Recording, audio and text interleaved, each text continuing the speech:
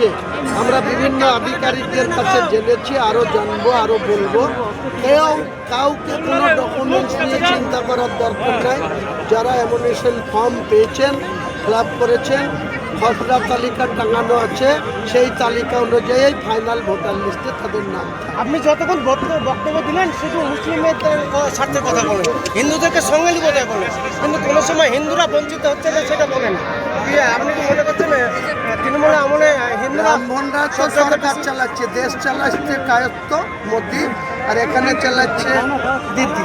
সে দিদি তো মন্দির করতে আর হিন্দুদের উন্নয়ন করতে এত ক্লান্ত। তা আমি যদি দুটো মুসলমান ভাইদের জন্য না বলবো, কে বলবে? আমি তো মুসলমান একজন, তো মুসলমান ভাইদের জন্য ওরা হিন্দু হিন্দু করবে, তা আমি তো মুসলিম মুসলিম করবো, তবে তো আমার 90টা এমএলএ যাবে মুসলিম। আমি কাদের জন্য বলবো? ওনারা যদি হিন্দু বললে সাংবিধানিক হয়, আমিও মুসলিম মুসলিম বলবো, এটাও সাংবিধানিক বৈধ। নিয়ে মুর্শিদাবাদের ফারাক্কায় বিধায়কের উপস্থিতিতে